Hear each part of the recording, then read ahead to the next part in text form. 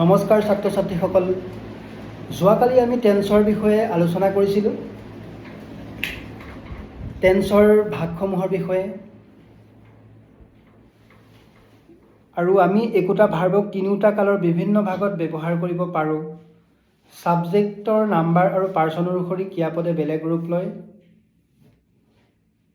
টেন্সৰ বিভিন্ন পাৰ্চন আৰু নাম্বাৰ অনুসৰি ধাতুৰূপ কৰি আমি দেখুৱাইছিলোঁ। আজি আমি তাৰ পিছৰ পৰা আৰম্ভ কৰোঁ। Uses of tenses. Present tense, বৰ্তমান কাল। Present indefinite or simple present. Habitual action অৰ্থাৎ অভ্যাসগত কাম বুজালে প্ৰেজেণ্ট ইনডিফিনাইট টেন্স হয়। যেনে আমি যিবোৰ সদায় কৰোঁ, অভ্যাস আমাৰ কৰাৰ, সেই কামবোৰ কৰা বুজালে প্ৰেজেণ্ট ইনডিফিনাইট বা চিম্পল প্ৰেজেণ্ট টেন্স ব্যৱহাৰ হয়। যেনে Sita goes to school everyday, প্ৰত্যেক দিনাই। We eat rice. The cow gives আছ মিল্ক। হেবিচুৱেল অভ্যাসগত কাম বুজালে চিম্পল প্ৰেজেণ্ট টেন্স বা প্ৰেজেণ্ট ইনডিফিনাইট টেন্স ব্যৱহাৰ হয়। এক নম্বৰতে অভ্যাসগত কাম, আৰু দুই নম্বৰতে কি? চিৰন্তন সত্য, চিৰসত্য ঘটনা, ইউনিভাৰ্চেল ট্ৰুথ বুজালে প্ৰেজেণ্ট ইনডিফিনাইট ৰূপ ব্যৱহাৰ হয়। যেনে the sun rises in the east. The earth moves round the sun. The ass is a beast of burden, man is mortal, to err is human।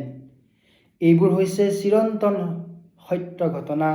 সূৰ্য পূব ফালে উদয় হয়, মানুহ মৰণশীল, মানুহ মাত্ৰেই ভুল হয়।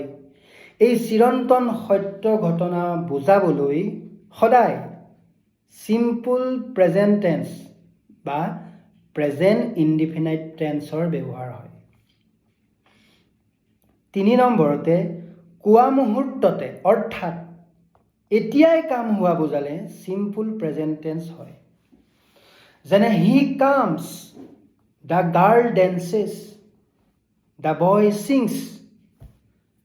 চাৰি নম্বৰতে একোটা নিৰ্দিষ্ট সময়ত কাম হ'ব বুজালে অৰ্থাৎ অনতি দূৰ ভৱিষ্যতত কাম হোৱা বুজালে প্ৰেজেণ্ট ইনডিফিনাইট টেন্স হয়।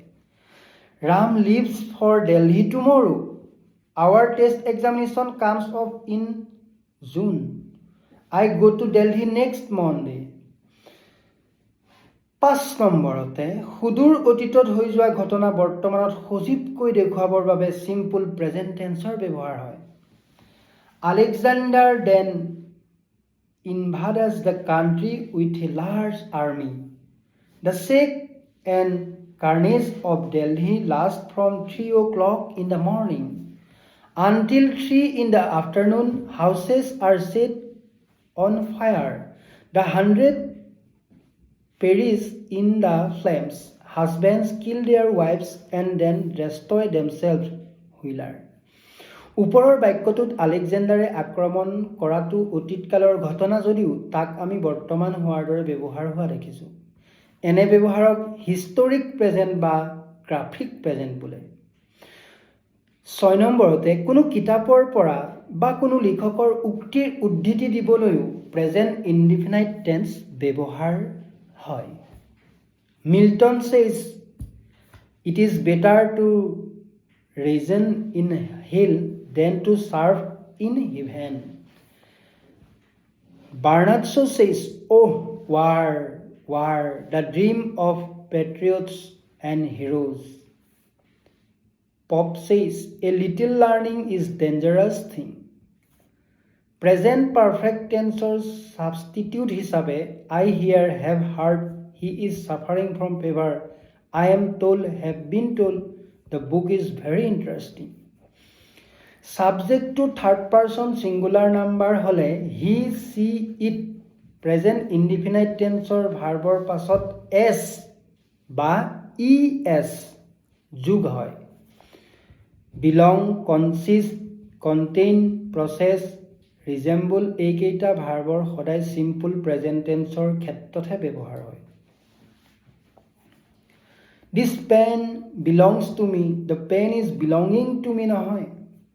Art consists in artlessness. Raja resembles his father ইত্যাদি। চলি থকা in progress কাম এটা বুজাবলৈও সিম্পল প্ৰেজেন্ট টেন্স হয় যদি বাক্যটোত হিয়াৰ বা দেয়াৰৰ দ্বাৰা আৰম্ভ হয়। যেনে হিয়াৰ কামছ দ্য প্লেয়াৰ, খেলুৱৈজন আহি আছে অৰ্থাৎ আহি থকা কামটো চলি আছে। এই বাক্যটো here is coming the player এনেদৰে ব্যৱহাৰ নহয়। ঠিক তেনেদৰে there goes the car, there is going নহয়। Here they come, not here they are coming. There she blows, not there she is blowing. Present continuous tense formation be verb am are is plus a present participle ing যেনে I am eating, eat plus ing, you are eating, eat plus ing, he is eating। Present টেন্সৰ ভাৰ্বৰ লগত present টেন্সৰ ভাৰ্বৰ লগত ing যোগ দিলে present participle হয়। যেনে do plus ing, doing, come plus ing coming, sleep plus ing sleeping. এখন যদি ইয়াত বৰ্ড লগাই দিওঁ আপোনালোকৰ সুবিধা হ'ব। অতি শীঘ্ৰে এখন বৰ্ড আনিম। আপোনালোকে যদি ভিডিঅ'বোৰ চাই ভাল পায় কমেণ্ট কৰিব। মই বৰ্ডত ছাত্ৰ ছাত্ৰীসকলক ধুনীয়াকৈ বুজাই দিম। কমেণ্ট কৰিবচোন এখন বৰ্ড লাগে নেকি।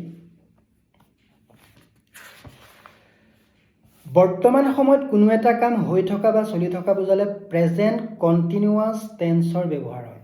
বৰ্তমান কোনো এটা কাম চলি থকা বুজাবলৈ প্ৰেজেন্ট কণ্টিনিউৱাছ টেন্সৰ ব্যৱহাৰ হয়। যেনে he is doing the work, তেওঁ কামটো কৰি আছে অৰ্থাৎ কাম কৰা কাৰ্যটো চলি আছে, শেষ হোৱা নাই। 2 নম্বৰ আসন্ন ভৱিষ্যত ইমিডিয়েট ফিউচাৰ অৰ্থাৎ খন্তেক সময়ৰ পাছতে হয় বুজাবলৈ প্ৰেজেন্ট কণ্টিনিউৱাছ হয়। যেনে he is arriving the next morning, the chief minister is arriving morning টুমৰো, I am going to Kolkata day after টুমৰো। এনেবোৰ বাক্যত কামটো ভৱিষ্যতে হ'ব। এনে অৰ্থ থাকিলেও ভৱিষ্যত সময়টো বেছি দূৰত নাই, সেইবাবে এইবোৰত প্ৰেজেন্ট কণ্টিনিউৱাছ টেন্স হয়। 3 নম্বৰতে গোয়িং টুৰ ব্যৱহাৰ কৰ্তাৰ ইচ্ছা বা ভৱিষ্যতে কোনো কাৰ্য সম্পাদন হ'ব এনে অৰ্থ বুজালে গোয়িং টু ফ্ৰম ব্যৱহাৰ কৰিব পাৰি। যেনে I am going to right a letter to my friend, অৰ্থাৎ মোৰ বন্ধুলৈ চিঠি এখন লিখাটো মোৰ ইচ্ছা বা চিঠি এখন লিখিবলৈ মই মনস্থ কৰিছোঁ বা উদ্যত হৈছোঁ এনে অৰ্থ বুজায়। লাইকলিহুড সম্ভাৱনা বুজাবলৈ গোয়িং টু ব্যৱহাৰ হয়। যেনে the wine is going to fall, we are going to win in the football match, it is going to rain, বতাহ যেন এইমাত্ৰ বলিব, আমি যেন এইমাত্ৰ জিকিম, বৰষুণ এইমাত্ৰ আহিব এনে অৰ্থত ব্যৱহৃত হৈছে। ছাত্ৰ ছাত্ৰীসকলে মনত ৰখা ভাল যে কিছুমান ভাৰ্বক কণ্টিনিউৱাছ টেন্সত ব্যৱহাৰ কৰা নহয়। সেইবোৰ হৈছে see, hear, smell, notice, taste, recognise, love, hate, wish, want, feel, desire, like, forgive, believe, understand, think, realise, know, expect, suppose, recollect, care, refuse, gather, mean, matter, resemble, contain, belong, possess, consist, remember, observe, wonder আদি। যেনে milk contains water, not containing, the picture resembles that, not resembling, I see them so' excellently fair, I see not feel how beautiful they are, Coleridge's, the rose smell sweet is smelling নহয়। I wonder to see the girl, wondering নহয়। He wants a pen, ৱান্টিং নহয়। He wants a pen, ৱান্টিং নহয়। অৰ্থৰ সলনি কৰিবলৈ এইবোৰ ভাৰ্বক কেতিয়াবা continuous ফৰ্মত ব্যৱহাৰ হয়। মানে অৰ্থৰ সলনি কৰিবলৈ এইবোৰ ভাৰ্ব কেতিয়াবা কণ্টিনিউৱাছ ফৰ্মত ব্যৱহাৰ হয়।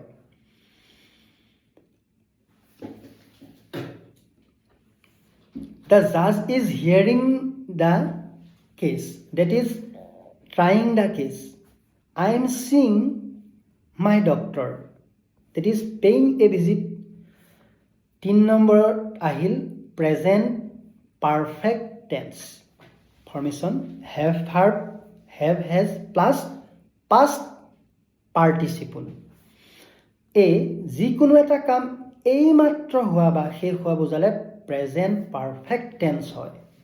যেনে he has done the work, Ram has গান, আই have eaten rice.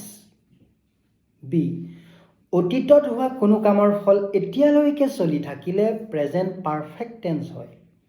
De have won the matches, the sun has set, we have heard of Nehru, I have taken only a cup of tea. Present perfect tenseৰ লগত yesterday, last night, last week, last year আদি adverb যোগ হয়, যোগ নহয়। Present perfect tenseৰ লগত yesterday, last night, last week, last year আদি adverb যোগ নহয়। I have gone to Nagaon yesterday শুদ্ধ নহয়। I have gone to Nagaon yesterday শুদ্ধ নহয়। শুদ্ধ হ'ব I went to Nagaon yesterday. I went to Nagaon yesterday. I went to Nagaon yesterday. I have gone to Nagaon yesterday নহয়। শুদ্ধ হ'ব কি I went to Nagaon yesterday. Board এখন হ'লে ইয়াত ধুনীয়াকৈ ভাল হ'ব বুজাবলৈ আপোনালোকক ছাত্ৰ ছাত্ৰীসকলক। চি গো, কাম, ছেট, এৰাইজ, ইউজ, ৰাইজ আদি ইণ্টেনজিটিভ ভাৰ্বৰ বি ভাৰ্বৰ সৈতেও প্ৰেজেণ্ট পাৰফেক্ট টেন্স হয়। যেনে ৰাম ইজ গান, ৰাম হেজ গন, I am come, I have come, the moon is set, the moon has set, the flower is faded, the flower is faded, they are fallen, they have fallen. এই বাক্যবোৰত ইণ্টেনজিটিভ ভাৰ্ববোৰৰ active voice হৈছে যদিও দেখাত ইহঁতক passive যেন লাগে। এইবোৰ আচলতে ইণ্টেনজিটিভ ভাৰ্বৰ ইহঁতৰ পেছিভ ভইচ হ'ব নোৱাৰে। তথাপি আই এম কাম আৰু আই হেভ কাম এই বাক্য দুটাৰ সামান্য পাৰ্থক্য আছে। প্ৰথম বাক্যটোত কৰ্তাৰ অৱস্থা বা কামৰ ওপৰত জোৰ দিয়া হৈছে, কামৰ সময়ৰ ওপৰত জোৰ দিয়া হোৱা নাই। Emphasis is given on the arrival, not on the time of action. বিপৰীতে দ্বিতীয় বাক্যটোত কৰ্তাৰ অৱস্থা বা কামৰ ওপৰত জোৰ দিয়া হোৱা নাই, জোৰ দিয়া হৈছে কামটোৰ সময়ৰ ওপৰত। Note perfect tense is continuative use. কিছুদূৰ অতীতৰ পৰা বৰ্তমানলৈকে চলি থকা কাম এটা বুজাবলৈ পাৰফেক্ট টেন্সৰ কণ্টিনুৱেটিভ ইউজ হয়। They have known each other for the past 5 years. They have lived in the house since 1980. He has never drunk alcoholic liquor. অৰ্থাৎ আগৰে পৰা চলি থকা কামটো এতিয়াও চলি আছে। B the inclusive use. অতীত কালত আৰম্ভ হৈ বৰ্তমান সমাধা হোৱা কামৰ ক্ষেত্ৰত ইনক্লুচিভ ইউজ হয়। Completed activity falling within a period extending from point of time in the past up to the present. যেনে there have been several major wars during the present century. His father has seen the Kaziranga forest. He has been a teacher, a bookseller, a journalist, and now he is a sales representative. I have seen this man somewhere before. See resultative use. সামান্য অতীতত হৈ যোৱা কাম এটা বৰ্ণনা কৰিবলৈ resultative use হয়। Activity either recent or more remote. He has had his lunch. I have told you that already. He has bought a television set. He has torn his coat. It has rained during the night. 4 নম্বৰত হৈছে present perfect continuous tense. Formation have verb, have, has plus been a present participle যেনে আই have plus been plus going. এই কোনো কাম অতীতত আৰম্ভ হৈ এতিয়ালৈকে অব্যাহতভাৱে চলি থাকিলে প্ৰেজেণ্ট পাৰফেক্ট কণ্টিনিউৱাছ টেন্স হয়। I have been residing here for the last 3 years. He has been suffering from fever since Monday last. এই বাক্য দুটাৰ প্ৰথমটোত বসবাস কৰা কামটো যোৱা 3 বছৰ ধৰি চলি আছে আৰু দ্বিতীয় বাক্যটোত যোৱা সোমবাৰে জ্বৰ আৰম্ভ হৈ এতিয়াও চলি আছে। এনে অৰ্থ কৰাৰ কাৰণে প্ৰেজেণ্ট পাৰফেক্ট কণ্টিনিউৱাছ টেন্স হয়। কিছুমান ভাৰ্বৰ প্ৰেজেণ্ট পাৰফেক্ট কণ্টিনিউৱাছ টেন্স নহয়। সেইবোৰ হৈছে feel, think, hope, love, know, like, believe, understand আদি। মনত ৰাখিবা, কিছুমান ভাৰ্বৰ প্ৰেজেণ্ট পাৰফেক্ট কণ্টিনিউৱাছ টেন্স নহয়। সেইবোৰ হৈছে feel, FEEL, feel, think, THINK, think, hope, HOPE, hope, love, LOVE, love, know, KNOW, know, like, LIK, like, believe, BELIEVE, believe, understand, UNDERSTAND, understand আদি। আজিলৈ ইমানতে ভিডিঅ'টো সমাপ্ত কৰিছোঁ। ছাত্ৰ ছাত্ৰীসকল নিশ্চয় উপকৃত হ'ব বুলি যদি আপোনালোকে ভাবিছে ভিডিঅ'টো শ্বেয়াৰ কৰি দিব আৰু চেনেলটো ছাবস্ক্ৰাইব কৰি দিব। ধন্যবাদ। আমি অনাহকত কিছুমান ভিডিঅ' বনাই আমাৰ সময়বোৰ নষ্ট কৰোঁ। আমি ভিডিঅ'বোৰ চাওঁ, অযথা ভিডিঅ'। আমাৰ অতীতকালৰ লোকসকল ইমানেই জানিছিল, তেওঁলোকৰ ফেচবুক নাছিল, হোৱাটছআপ নাছিল, ইউটিউব নাছিল। তেওঁলোকে ভৱিষ্যতৰ কাৰণে কি থৈ গৈছিল? শিলত শিলালিপি কৰি থৈ গৈছিল, যাতে বতাহ বৰষুণে সেইবোৰ নষ্ট কৰিব নোৱাৰে। তেতিয়াতো পেন ড্ৰাইভ নাছিল, ৰেকৰ্ডাৰ নাছিল, ইণ্টাৰনেট নাছিল। তেওঁলোকেই বুজি পাইছিল যে শিলত আমি কিছুমান মূৰ্তি আজিও কাটি থৈ গৈছে। আমাৰ মন্দিৰ কামাখ্যা, কত দৌল দেৱালয় আছে, তাত শিলৰে তেওঁলোকে কিমান ধুনীয়া ভাস্কৰ্য আৰ্ট কৰি থৈছিল, যাতে পিছৰ প্ৰজন্ম নাতি পুতিসকল পিছৰ হাজাৰ হাজাৰ যুগৰ পিছতো আজি শিলালিপিবোৰ আছে, শিলৰ মূৰ্তিবোৰ আছে। কিন্তু আমি কি কৰিছোঁ? আমি ইউটিউব পাইছোঁ, ইণ্টাৰনেট পাইছোঁ, আমি সাঁচিব লাগে কি? আৰু আমি ৰেকৰ্ডিং কৰিছোঁ কি? হেল্ল' গাইজ, এয়া মই ভাত খালোঁ, এয়া মই শ্বপিং মল আহিছোঁ। এইবোৰ আমি ৰেকৰ্ড কৰি কৰি আজিৰ পৰা 100 বছৰ পিছত এইবোৰ চালে কি হয়? অসমীয়া জাতি আমি হেল্ল' গাইজ হৈ আছোঁ নেকি? সেইকাৰণে সেইবোৰ বাদ দিয়ক, এই ভাল ভাল ভিডিঅ'বোৰ বনাওক আৰু এই ভিডিঅ'টো শ্বেয়াৰ কৰি দিয়ক আৰু চেনেলটো ছাবস্ক্ৰাইব কৰি থ'ব, যাতে ছাত্ৰ ছাত্ৰীসকল উপকৃত হয় আৰু বহু বছৰ পিছতো যদি চায় যাতে লোকসকল উপকৃত হ'ব পাৰে। আজিলৈ আহিছোঁ। নিশ্চয় যদি ভিডিঅ'টো ভাল লাগিছে ছাত্ৰ ছাত্ৰীসকলৰ সুবিধাৰ কাৰণে শ্বেয়াৰ কৰি দিব।